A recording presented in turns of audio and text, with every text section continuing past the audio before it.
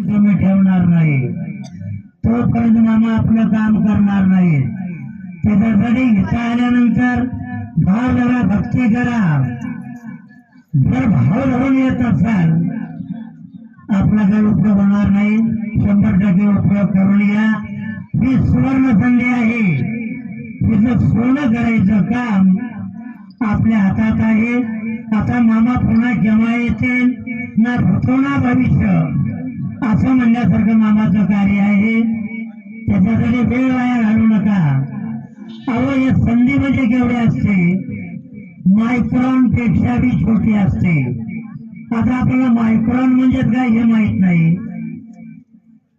आपण ज्याला सेकंद म्हणतोय त्याला पंचांगाच्या भाषेमध्ये काय म्हणतात, 2 पल बरोबर 1 सेकंद। पल आणि घटका हे पंचांगाची भाषा आहे। तर मंडळी संधी केवढी असते,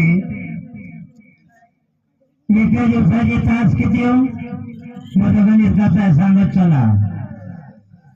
24 तास 1 दिवस, एका दिवसाचे मिनिट किती, 60 मिनिट बरोबर 1 तास।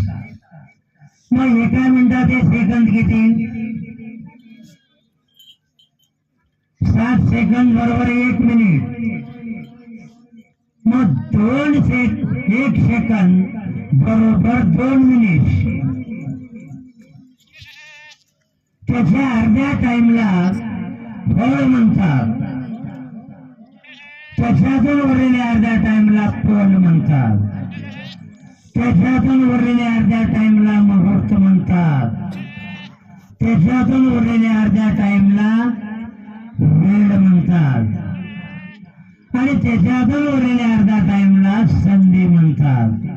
एवढी सूक्ष्म संधी आता तुमच्या आयुष्यामध्ये पुढे केव्हा येईल ना भूतो ना भविष्य काही सांगता येत नाही।